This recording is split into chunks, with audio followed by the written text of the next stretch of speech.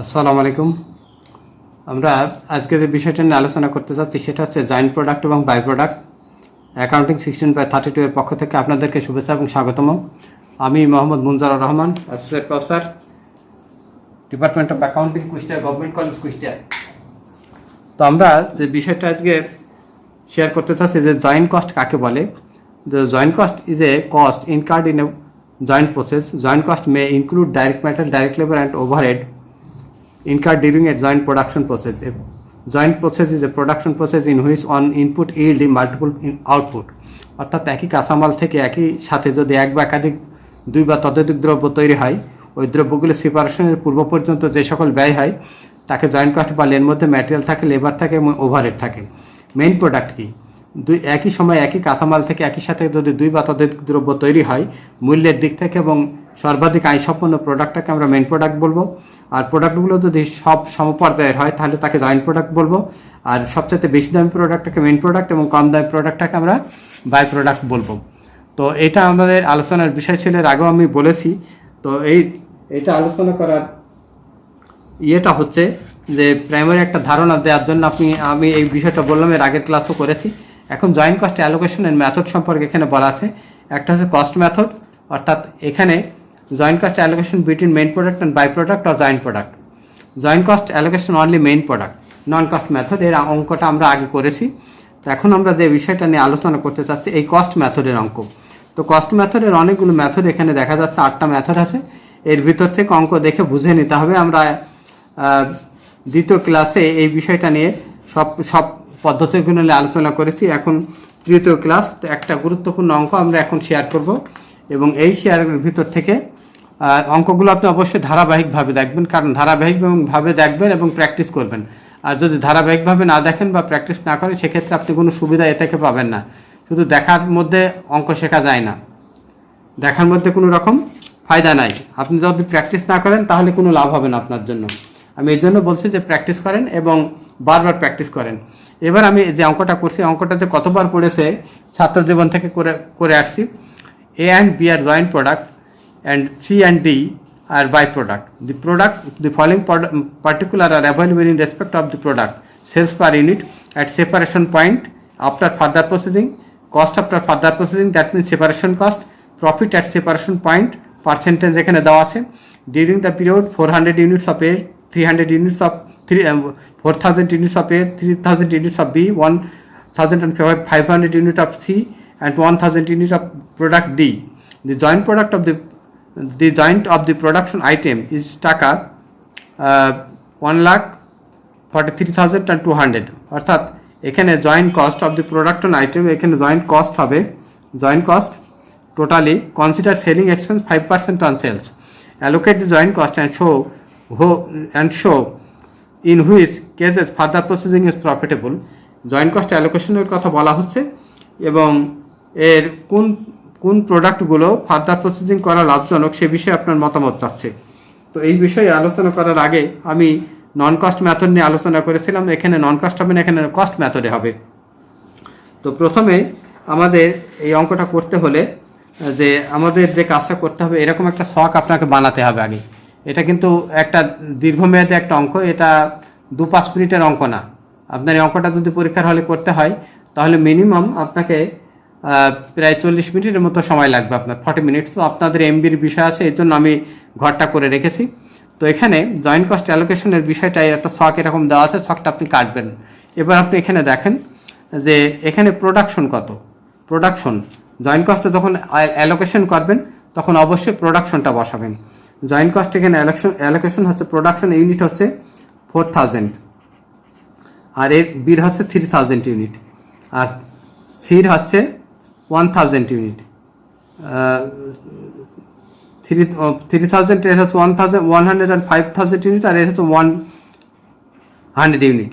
এখন sales per unit, sales at separation point, যদি দুটো বিক্রয় বিন্দু থাকে তাহলে আমরা এইটাকে ধরবো জয়েন্ট কস্ট অ্যালোকেশনের জন্য, সেলস অ্যাট সেপারেশন পয়েন্টের। তাহলে এখানে টাকা 20, টাকা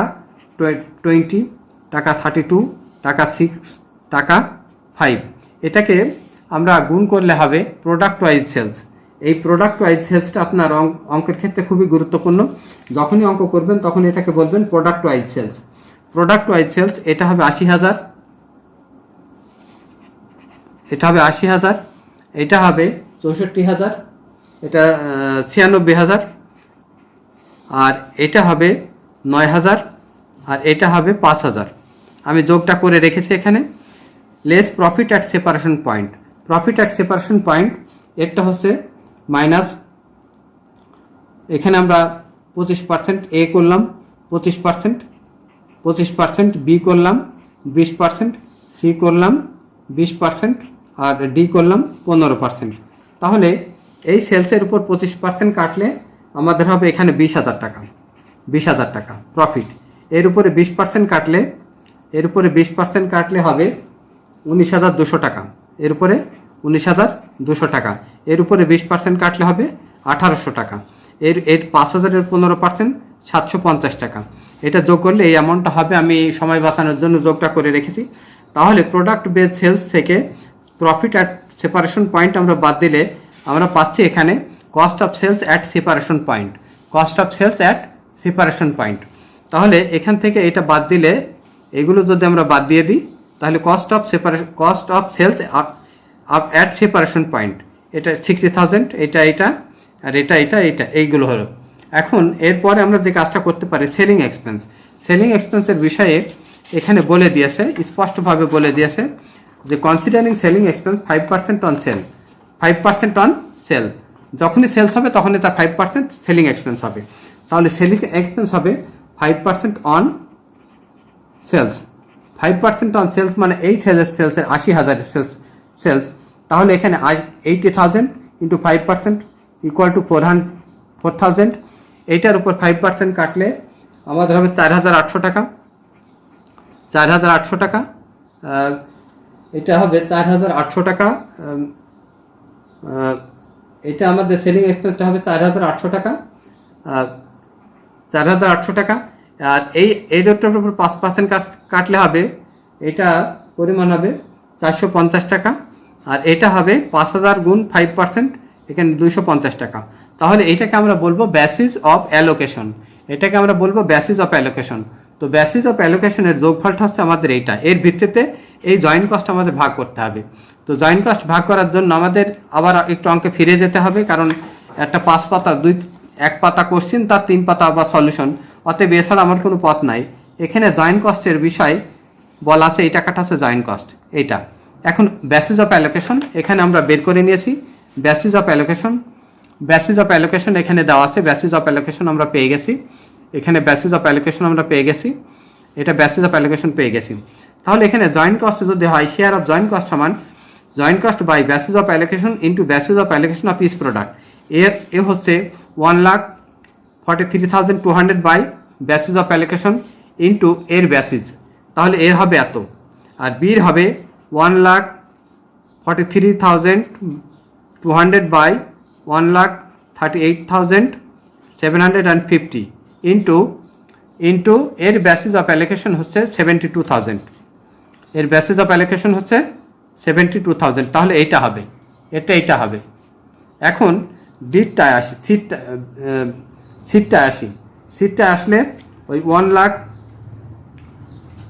সিটটা আসি আমরা,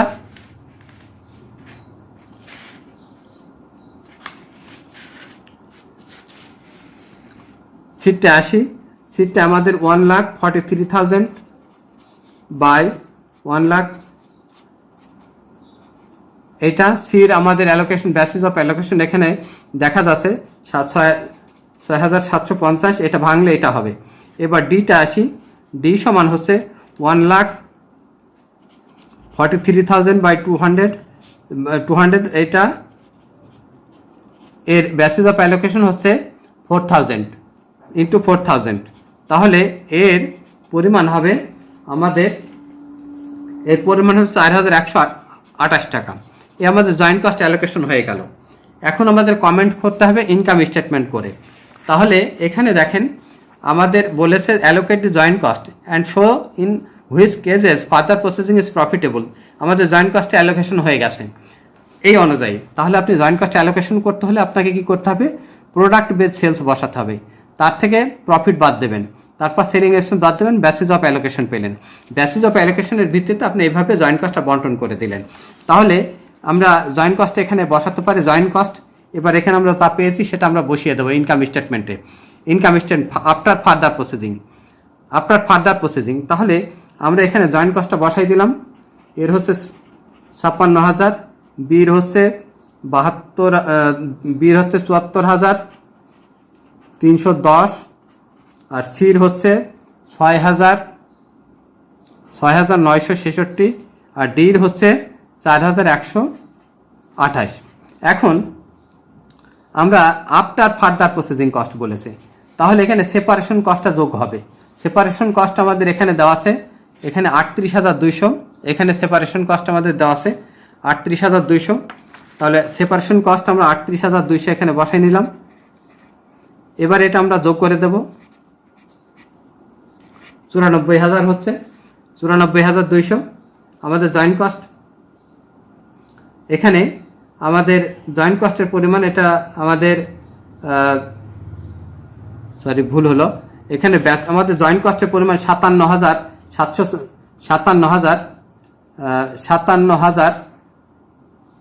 এটা ভুল হয়েছে আমার বসানো একটু। জয়েন্ট কস্ট 57,000 হবে।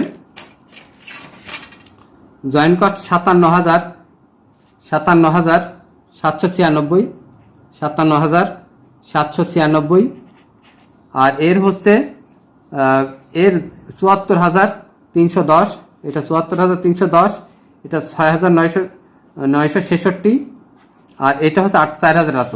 তাহলে এইটা আমরা এর সাথে যোগ করব। এই দুটো খরচ আমরা যোগ করলে পাবো 95,996, 95,996, 95,996।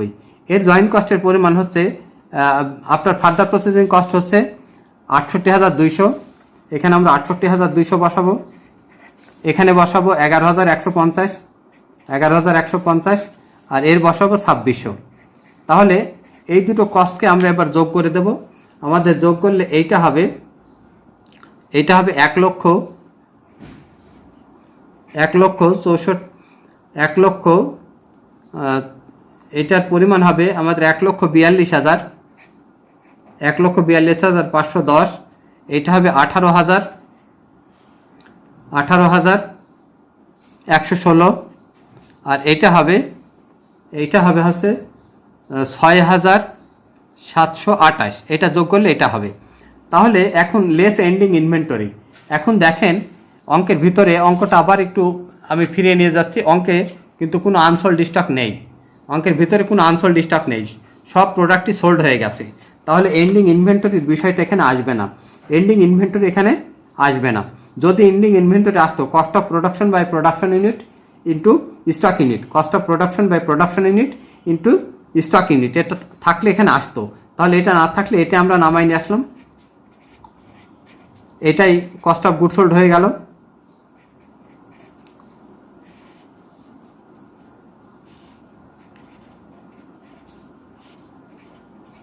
আমি যোগটা করে রেখেছি সুবিধার জন্য।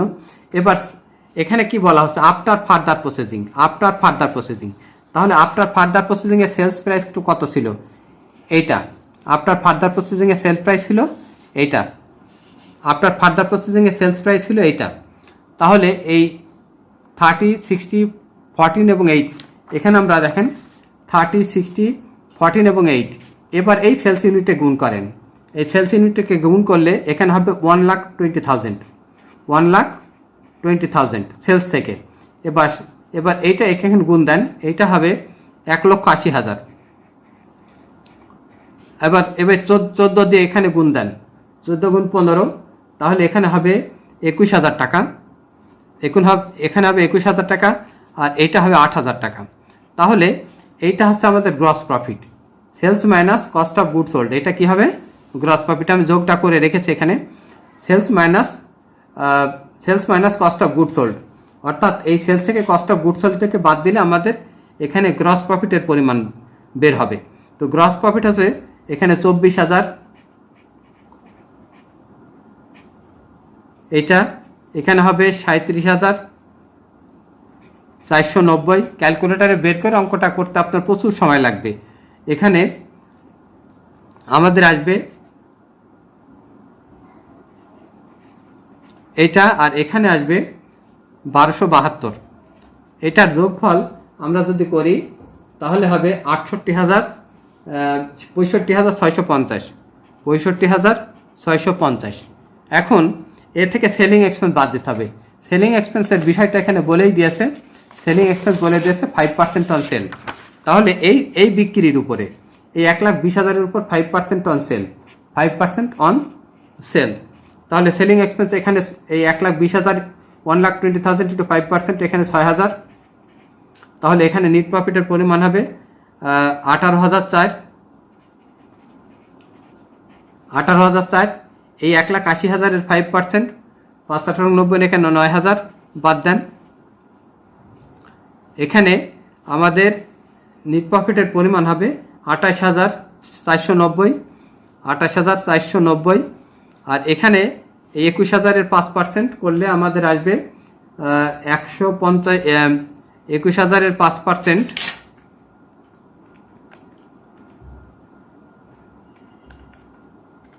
এখানে হবে 1,050 টাকা। এর পরিমাণ হবে 1,050 টাকা। আর এই ছেলের উপর পার্সেন্ট এখানে 400 টাকা হবে। তাহলে এইটা হবে 872।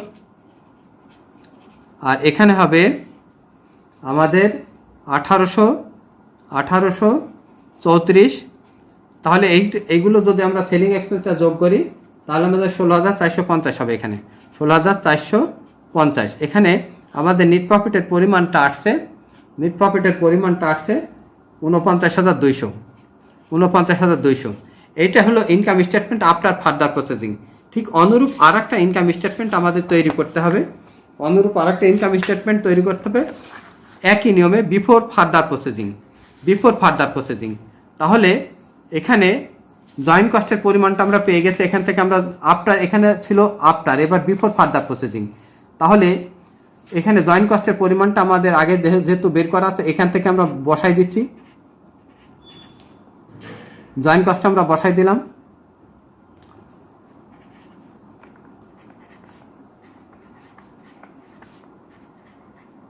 যেহেতু বিফোর ফার্দার প্রসেসিং, অতএব এই সেপারেশন কস্ট থাকবে না। তাহলে কস্ট অফ প্রোডাকশনও কিন্তু এইটা, কস্ট অফ প্রোডাকশনও কিন্তু এইটা।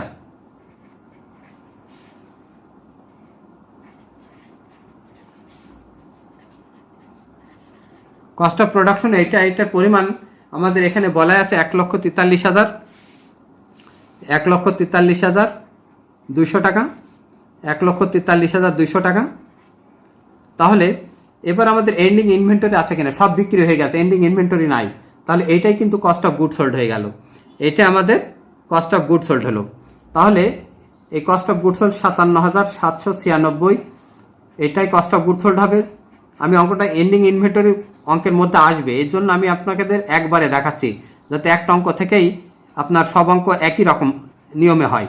এবার এখানে অঙ্কে ফিরে যাই আমরা। এবার এখানে দেখেন সেলস অ্যাট সেপারেশন পয়েন্ট, অর্থাৎ সেপারেশন পয়েন্টের বিক্রয় মূল্য এখানে আছে 20 টাকা। এখানে আমরা 20 টাকা বসালাম। এখানে আছে 32, এখানে আছে 6, এখানে আছে 5। তাহলে এখানে যদি আমরা গুণ করি তাহলে আমাদের এই sales after before further processing, এখানে এই 4,000 গুণ 20, এটার পরিমাণ হবে 80,000। আর এখানে 32 দিয়ে গুণ দিলে এখানে হবে আমাদের 96,000। এখানে 6 দিয়ে গুণ দিলে এখানে হবে 9,000। আর 5 দিয়ে গুণ দিলে এখানে হবে 5,000। তাহলে আমাদের গ্রস প্রফিটের পরিমাণটা হবে sales minus cost of good sold. তাহলে আমাদের এখানে সেলসের পরিমাণটা আসবে 1,90,000। আমাদের সেলসের পরিমাণ হচ্ছে 1,90,000। তাহলে এখন আমরা sales minus cost of good sold এটাকে আমরা মাইনাস করে দিলাম, অর্থাৎ এটা 2, এটা 1। তাহলে গ্রস প্রফিট আছে 2 মাইনাস 1। তাহলে এখানে আমাদের গ্রস প্রফিটের পরিমাণটা আছে 22,204। 22,204। এখানে 21,690। আর এখানে হচ্ছে এখানে হচ্ছে আমাদের এটা 66, এটা আমাদের আসবে 2034, আর এখানে আসবে 872, আর এখানে আমাদের টোটালটা আসবে 46,800, less selling expense, 5% on sell, 5% on sell, এই সেলের 5%, এই সেলের 5% এখানে 4000, এই সেলের 5% এখানে হচ্ছে 4800, আর এখানে এই সেলের 9000-এর 5% হচ্ছে মাত্র 450 টাকা, 450 টাকা, আর এখানে আসবে আমাদের 5000-এর 5% হচ্ছে 250 টাকা। এখানে আমাদের টোটাল সেলিং এক্সপেন্সের পরিমাণটা হচ্ছে 9500 টাকা, 9500। তাহলে গ্রস প্রফিটের পরিমাণ এখানে 18,204, 18,204, এখানে আসবে 17,000, 16,890, 16,890, এখানে আসবে 1584, আর এখানে আসবে 622, আমাদের টোটাল আসবে 37,300, 37,300। তাহলে এখানে আমাদের একটা জিনিস সামনে আনতে হবে, এখন দুটো জিনিসকে কম্পেয়ার করতে হবে আমাদের। এইটা ছিল আফটার এখানে ছিল আফটার ফার্দার প্রসেসিং, আর এটা বিফোর ফার্দার প্রসেসিং। এটা আফটার ফার্দার প্রসেসিং, আর এটা বিফোর ফার্দার প্রসেসিং। তাহলে বিফোর ফার্দার প্রসেসিং আমাদের কি অবস্থা দাঁড়াচ্ছে, একটুখানি বিফোর ফার্দার প্রসেসিংয়ে দেখেন এখানে আমাদের প্রফিটের পরিমাণটা কত। এখানে এটা আফটার আর এটা বিফোর, আমি একটু টেনে দিচ্ছি, তাছাড়া কিছু করার নাই, জায়গা পাচ্ছি না পর্যাপ্ত। তাহলে এখানে দেখেন এটা কিন্তু এটা বিফোরে এখানে বিফোর করলে আমাদের এখানে বেশি লাভ হচ্ছে, বিফোরে আমাদের বেশি থাকছে 204, আর এখানে কম। এটাই দেখেন এখানে বি হচ্ছে আফটারে বেশি হচ্ছে, আর এখানে কম হয়ে যাচ্ছে। সিতে দেখেন এখানে আফটারে বেশি হচ্ছে, বিফোরে কম হচ্ছে, আর ডিতে দেখেন এখানে আফটারে বেশি। তাহলে আফটারে বেশি হচ্ছে এই দুটো আফটারে বেশি। তাহলে এখানে লিখতে হবে প্রোডাক্ট ডি, অ্যান্ড এখানে লিখবেন from the above statement product B and C sold after further processing. আপনি তুলনা করে এখানে আফটার ফার্দার প্রসেসিং, আর A and B sold before further processing. কারণ প্রফিট কি হচ্ছে, প্রফিট এখানে তাহলে লিখে দেন profit will increase of product B and C sold after further processing. আর এখানে লিখবেন profit will increase of product A and D sold before further processing. তো এই ছিল অঙ্ক, একটা বিশাল অঙ্ক, কারণ এই অঙ্কটা অত্যন্ত গুরুত্বপূর্ণ। আপনি প্র্যাকটিস করবেন এবং ধারাবাহিকভাবে। ভালো থাকেন এর পরবর্তী অঙ্কের জন্য।